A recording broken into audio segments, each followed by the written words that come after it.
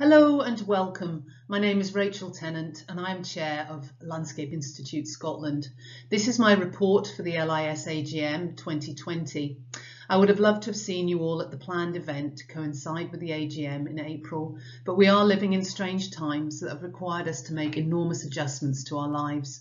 The AGM voting process for the branches is now to be online, and I wanted to offer you the opportunity to see what the committee have been doing and why Scotland is one of the most active branches in the UK. We still hope to run the planned Mark Turnbull Travel Award event later in the year. It's entitled Climate Change Innovations and Making Room for Social Spaces. Speakers are Samuel Cortis and Dr. Amber Roberts, joint winners of the 2019 Travel Award, as well as Rennie Sumner-Lindsay, climate resilience consultant, and Clive Bowman from Zero Waste Scotland. The Landscape Institute Scotland has over 450 members within a population of over 5 million people. The Scottish branch works to represent the Landscape Institute at local level in the interests of its members and the environment, to the Scottish Government, its agencies and the voluntary sector. Before I move on to the Chair's report, I want to remind you of our 5-year business plan, which is on the website and is updated annually and aligned to the Landscape Institute's 5-year strategy. The key themes are relevance, building the resilience, competence and relevance of the profession, and influence, raising the profile of landscape and place. Our work this year has been in line with the goals set out in the business plan, as are our aims for this year. We have had an annual business planning meeting to ensure our message continues to align with the LI. These are the LIS activities in relation to our business plan and its key themes, but I'm also going to give you a whistle-stop tour in pictures. Starting with our influencing activities, the 2019 AGM was also the presentation of the next steps of our major influencing strategy, Landscape for Scotland. In the document, we have 5 action points which we continue to promote and work towards. The principal one being number 2, engage with willing and supportive organisations with a shared interest in landscape and place. From this, the LIS, working with the National Trust for Scotland, have initiated Scotland's Landscape Alliance, and it was formally launched at Dynamic Earth in April last year. The Alliance is currently engaging over 60 organisations and individuals in its work with the aim of enhancing the role of landscapes in delivering a wide range of economic, social and environmental benefits. 3 working groups have been set up, focusing on topics of key importance to us today.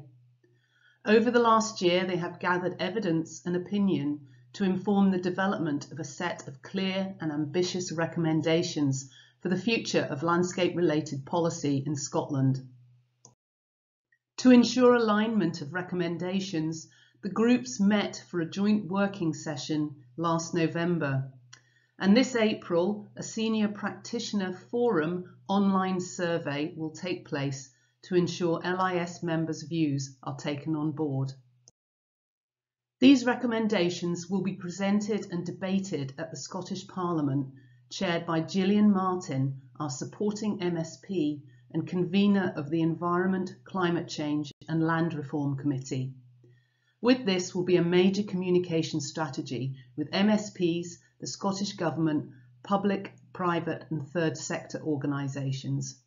The aim is to strengthen the role of landscape in delivering Scotland's national outcomes and Scotland's contribution to embedding the principles of the European Landscape Convention and UN Sustainable Development Goals. In addition, over the year we have made a number of important Scottish Government policy consultation responses, and the latest being National Planning Framework 4. Thank you to all those who responded to the call for ideas, as the LIS are currently awaiting a replacement for the Policy and Influencing Officer for Northern Ireland and Scotland. Another major influencing event last year was the celebration of the 50th anniversary of Ian McHarg's seminal text, Design with Nature. This was an exhibition and cross-professional event with 170 attendees from a range of organisations. Speakers included Professor Sandy Halliday on Macag's relevance today, Professor Brian Evans on the new publication Design with Nature Now, and alumni of David Skinner, a student of Macag, on influence in Macag's approach that continues today in their ongoing professional practice. There were Kathy Johnson, Joanna Gibbons, and Andrew Grant. The exhibition will be touring this year, and we hope it will raise awareness of Macag, his great positive influence and place within the wider narrative of the Scottish environmental tradition. Influence continues with LIS representation on a range of bodies and organisations, including the Glasgow Place Commission, Education Building Scotland Advisory Committee and Conference, the Architecture and Design Scotland Strategy Review, the Scottish Parliament cross-party groups, urban design panels and the Green Infrastructure Forum. Landscape Institute Scotland have also had media coverage in the Herald, the Scotsman and in Landscape magazine for the launch of SLA and the Ian Macag celebration.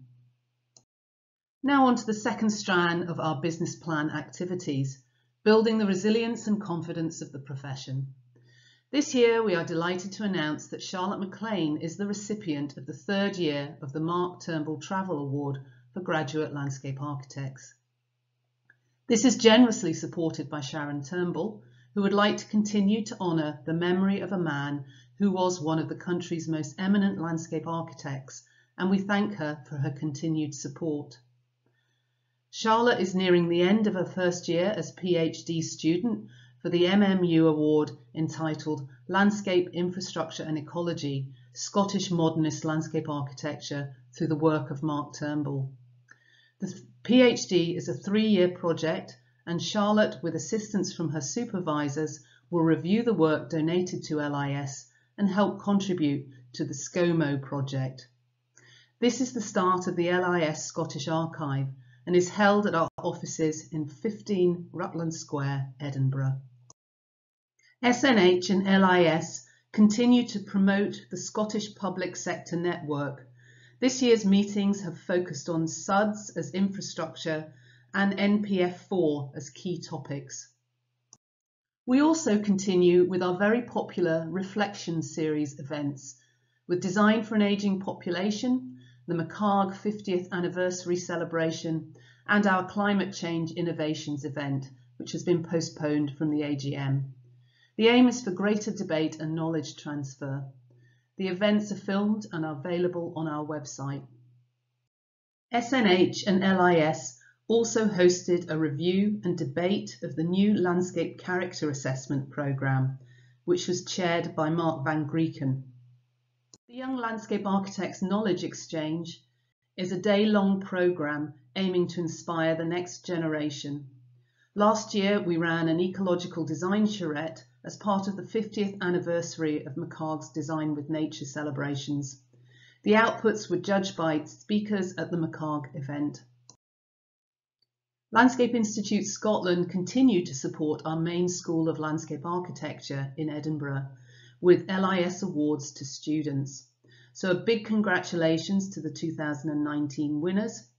In addition, the LIS are also proud to sponsor the David Skinner Memorial Lecture at Isala later this year with speaker Teresa Moller. A big thank you to all our members who put time and effort into education and careers events. This will ensure the future of our profession by engaging with young people. Our big event was a LAS stand at the Skills Scotland Fair in Glasgow in November last year, which was a huge success. So thank you to everyone who was involved in that. The Landscape Institute Scotland also participate in a joint social event with young professionals in the design, ecology and construction industry. I'd like to congratulate Scotland's successes at the LI Awards and also to all our new chartered members who passed their P2C exam, as well as their mentors. Well done to them all. Social media is very active and growing in followers. Our Twitter account has nearly 2,500 followers, showing a substantial increase in the past 12 months.